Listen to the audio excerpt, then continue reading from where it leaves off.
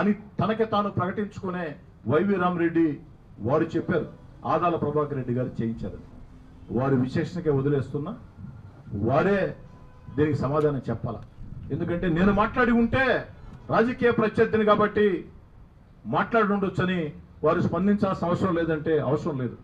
కానీ ఆదాలకు నేను సర్వసైన్యాధ్యక్షుడిని, ఆదాలకు నేను మహామంత్రిని, వైఎస్ఆర్ కాంగ్రెస్ పార్టీ రాష్ట్ర కార్యదర్శిని, ఇది ఇది ఇది ఇది ఇది అంట చిటికలేస్తా మాట్లాడిన వ్యక్తే.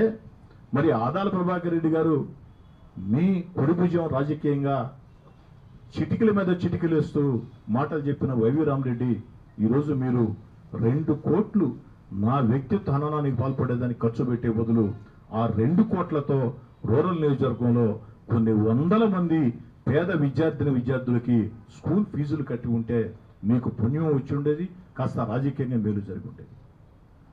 నా కుటుంబాన్ని చిత్రం చేయాలని, నా వ్యక్తిత్వాన్ని హననం చేయాలని పచ్చి అబద్ధాలతో కూడిన వీడియోలు నా మీద పెట్టించి మాట్లాడిచ్చి దానికి 2 కోట్లు ఖర్చు పెట్టిన ఆదాల ప్రభాకర్ రెడ్డే ఆ 2 కోట్లు నా మీద ఖర్చు పెట్టే బదులు, వ్యక్తిత్వ హననానికి పాల్పడే బదులు రూరల్ నియోజకవర్గంలో బాగా చదువుకునే విద్యార్థులు కొన్ని వందల మందికి ఓ ఫీజు కట్టి ఉంటే నీకు మంచి పుణ్యం దక్కి ఉండేది. పుణ్యంతో పాటు రాజకీయంగా కాస్త ప్రయోజనం కూడా జరిగి ఉండేది. ఇదే నా సమాధానం.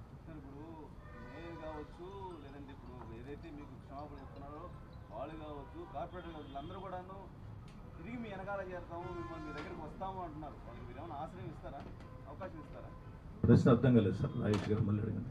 నెల్లూరు నగర మేయర్ కావచ్చు, అలాగే ఆమె భర్త కావచ్చు, అలాగే ఇప్పుడు ఉన్నటువంటి ఇతను వైవి రామరెడ్డి కావచ్చు, కార్పొరేటర్ కావచ్చు, వీళ్ళందరూ కూడా తిరిగి మేము శ్రీధరణ వెనకాల ఉంటాము, ఇంతకుముందు శ్రీధరణతోనే ఉన్నాము, మళ్ళీ శ్రీధరణతో నడుస్తాము అంటున్నారు. వాళ్ళకి మీరు అవకాశం ఇస్తారా? కాసేపు నేను శాసనసభ్యుడిని కాదు, మీరు పత్రికా విలేకరులు కాదు, నా ఆవేదన ఓ 2 నిమిషాలు మీతో మాట్లాడతా.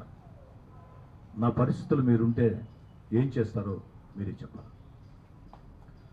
రాజకీయాల్లో రాజకీయ పోరాటం తప్పులేదు, లేదు వ్యక్తిగత విమర్శలు కూడా చేస్తూ ఉన్నారు.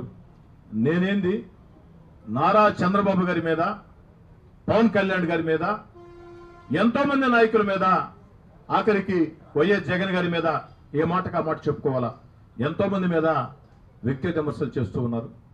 వారి మీదే చేసినప్పుడు నా మీద ఎంతలే అని నాకు నేను సర్ది చెప్పుకోవచ్చు. ఆ వీడియోల్ని గ్రూపుల్లో పెట్టారు. గ్రూపుల్లో పెట్టినప్పుడు పెట్టడం వాళ్ళ హక్కు, అది అబద్ధాలైనా పచ్చి అబద్ధాలైనా.